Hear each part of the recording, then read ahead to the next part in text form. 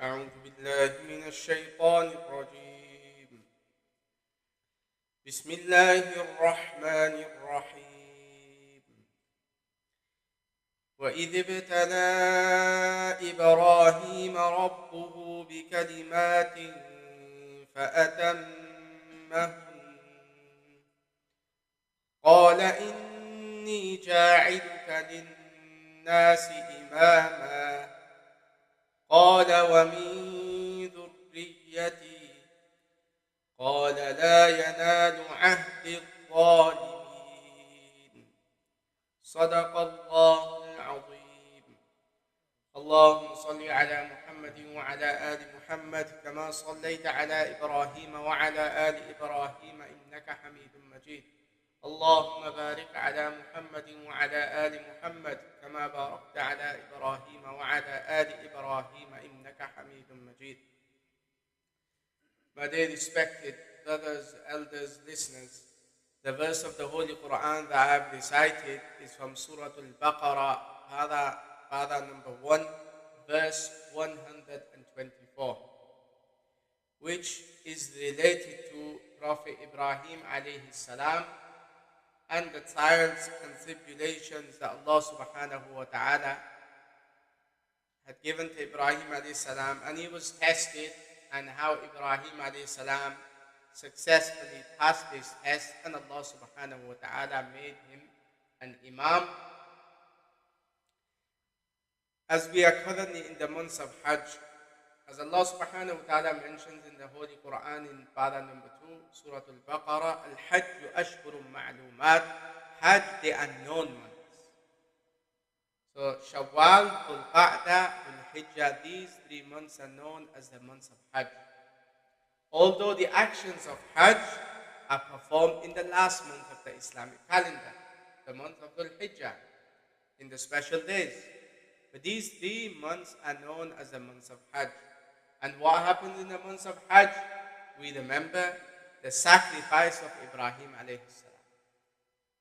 And regarding Hajj and Baytullah and Maqam Ibrahim and regarding Masjid al-Haram, all these things that we hear from time to time, as Muslims we should have some knowledge what Allah subhanahu wa ta'ala has mentioned about Hajj in the Holy Quran. How the Kaaba was constructed, what had happened in various places in the Holy Quran, from para number 1, para number 2, Surah Al-Baqarah, and then we move on to a surah in the Quran which is called Surah Al-Hajj, para 17, a surah dedicated to this. And in this surah many things about Hajj have been mentioned. Para number 4, Surah Al-Imran, where Allah subhanahu wa ta'ala mentions about Hajj. So in many places of the Holy Quran we will find where Allah has mentioned about Hajj. So we as Muslims, this is a pillar of Islam, an important fard, obligatory act. So we should have some knowledge. What has Allah subhanahu wa ta'ala mentioned in the book of Allah regarding Hajj Baytullah itself? And this is the reason why I've selected this verse before the actual construction of the Kaaba, what had happened, the trials that Allah subhanahu wa ta'ala had put Ibrahim alayhi salam through. Allah subhanahu wa ta'ala mentions, وَإِذِ ابْتَلَى إِبْرَاهِيمَ رَبُّهُ بِكَلِمَاتٍ فَأَتَمَّهُنَّ. Allah mentions, remember that time when his Lord, Ibrahim alayhi salam's Lord, he had put him through some trials. بِكَلِمَاتٍ, with some words. These were trials. فَأَتَمَّهُنْ, Ibrahim alayhi salam had fulfilled all these trials and became successful. How many trials did Ibrahim alayhi salam go through? Mufassirin have difference of opinion regarding this. Some say 10, some say 30. Allah subhanahu wa ta'ala knows best. But we'll discuss some of the common ones which have been mentioned in the books of tafsir. So Ibrahim alayhi salam, he fulfilled all these trials and tests that were given to him by Allah subhanahu wa ta'ala.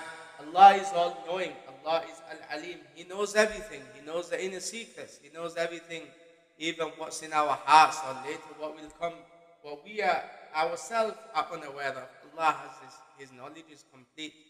But Allah subhanahu wa ta'ala put Ibrahim alayhi salam through this test, knowing that Ibrahim A.S. will become successful. So his character was apparent to all, so everyone can see the sifat and the qualities that Ibrahim A.S.